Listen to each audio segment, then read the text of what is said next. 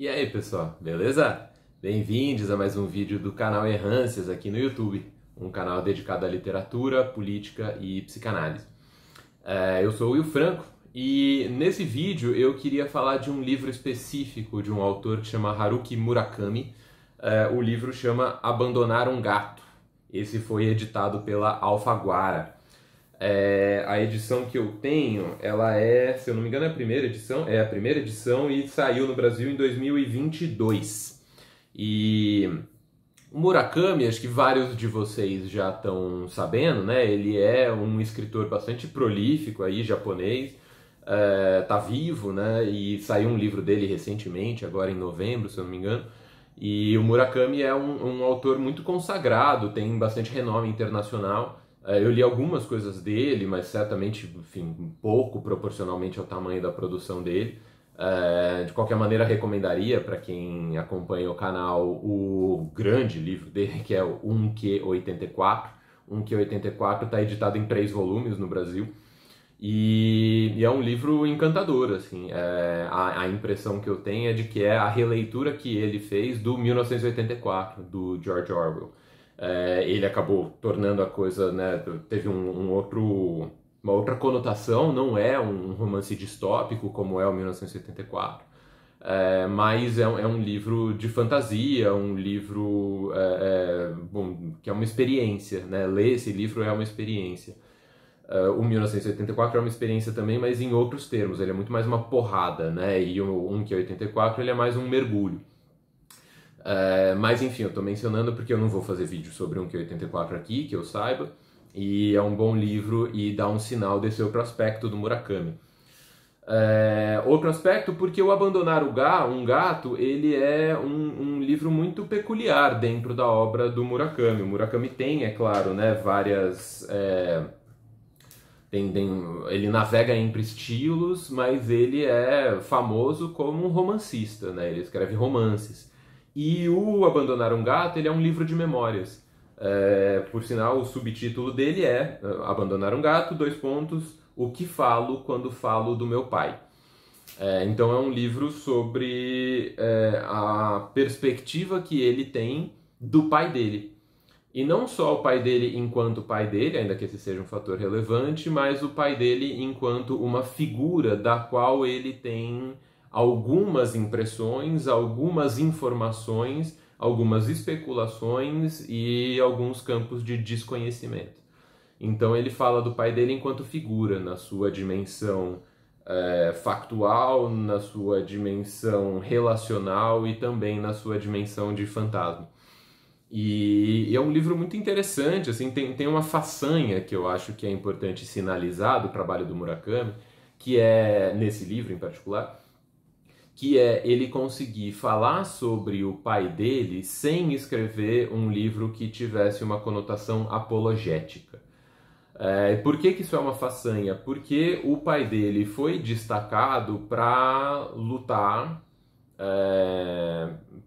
junto ao exército japonês no contexto da Segunda Guerra Mundial.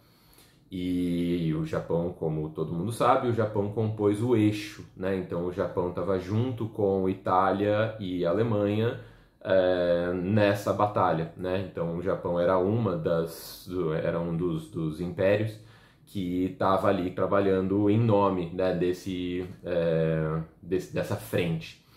Que não foi a frente que perseverou, não foi a frente que venceu e que é bastante mal vista, particularmente por conta, né, do nazismo alemão e dos campos de concentração, mas em geral era a força que estava defendendo ali os regimes autoritários e a potência das nações superiores.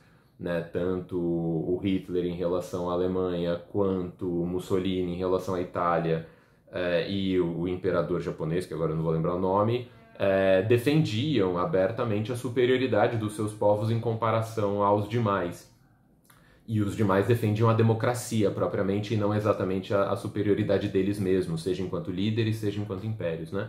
É um terreno nebuloso, mas de qualquer maneira a gente tem essa tradição cultural segundo a qual aqueles que estavam defendendo esses essas nações, esses exércitos, ficam num lugar muito desfavorável. E o Murakami consegue se equilibrar de uma maneira tal que ele não está tentando salvar a pele do pai dele, desse tipo de conotação. Ele também não está defendendo esse exército, ele também ele não se ocupa muito de recriminar. E, no entanto, não me parece um texto desrespeitoso. E isso é difícil de fazer, né? Você conseguir falar sobre o papel que o Japão e o exército japonês teve na Segunda Guerra, sem entrar nesse tipo de tom, né? Nesse tipo de retórica, mas também nesse tipo de tom. E então tem essa façanha que eu acho notável. E aí, no mais, ele é um texto um tanto tateante, e isso acho que compõe bem com algo do estilo do Murakami no geral. O Murakami ele tem essa relação com a fantasia e com a imaginação de uma maneira tal que os textos dele eles não são muito lógicos no sentido de que todas as pontas se fecham no final. Ele não cria um arco argumentativo que ele é autocontido, que o texto traz a resposta para todas as perguntas que ele oferece ao leitor. Então, quando você lê os livros dele, você fica com muita coisa que você fica ali imaginando, e você fala, nossa, mas onde foi parar aquele cara? Ou, nossa, e de onde veio isso? Acontecem coisas e você fala, mas de onde veio isso? E isso é comum, né, dos romances dele. Nesse livro, apesar de ser um livro com outro estilo, ele guarda algo desse estilo principal, do Murakami. Então, ele é um livro tateante e ele vai compondo as memórias que o Murakami tem, ele criança olhando para o pai dele, e aí depois ele, um japonês pesquisando sobre o exército japonês na Segunda Guerra, e aí ele falando sobre como essa dimensão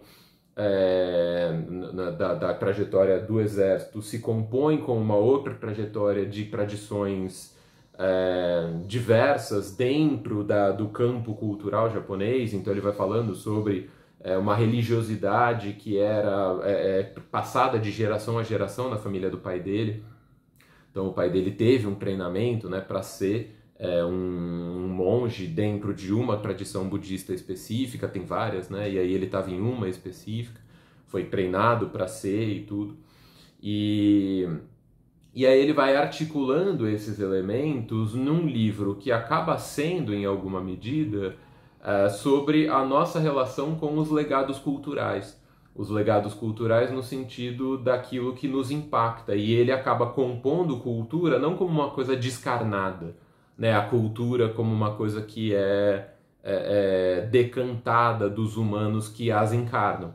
Ele mostra a nossa relação com a cultura através das relações afetivas. E eu acho esse um aspecto muito interessante do livro. É um livro de leitura fácil, porque ele é fininho, porque ele tem figurinhas, deixa eu achar uma, ele tem figurinhas na edição brasileira, algumas, e ele tem letra grande, então parece livro para criança, assim, sabe, em alguns momentos. Então é um livro que você lê em um dia. E o Murakami escreve bem, e a leitura dele é muito fluida, ele escreve bem e ele não escreve de maneira rebuscada, então é tranquilo acompanhar a leitura propriamente. Ainda que ele vá deixando essas aberturas, como eu disse. Então você vai acompanhando, mas não é que ele te leva pela mão, né? Porque muitas coisas você acaba fazendo não porque ele te deu, mas porque ele deu uma abertura, e aí você trabalha a partir dali, né? E esse estilo dele compõe muito bem com esse livro, nesse sentido de que é um pouco disso que ele está falando, né? Então tem muitas coisas que a gente herda através de um trabalho imaginativo, né? E aí o trabalho de transmissão cultural, ele é um trabalho também, nesse sentido de que a gente não recebe só as influências, a gente também produz as influências. Esse é o tipo de coisa que me interessa bastante, aparece em outros autores, como no caso do Borges, né? O Borges tem essa ideia de que a gente inventa os nossos antecessores, a gente inventa os nossos autores de influência. E aparece bastante também na psicanálise, né? Acho que foi dito de maneira muito taxativa e foi estudado por autores como Bion, né? O Bion que fala também que, né, tem muitos pensamentos que estão à espera de um pensador, então os pensamentos têm uma certa autonomia em relação ao regime racional em que a gente costuma associar eles, em que a gente costuma inscrever eles. Mas no caso do Murakami, isso é feito não como um trabalho intelectualista, mas como um trabalho de testemunho afetivo. Abandonar um Gato, ele é um testemunho afetivo, não só sobre o pai dele, mas sobre tudo de que ele fala quando ele fala do pai dele. Então tá aí essa recomendação, a recomendação do Murakami no geral. Murakami é um autor bacana, recomendo particularmente Kafka à Beira-Mar e 1Q84. Esses dois, se eu não me engano, estão editados pela Companhia das Letras.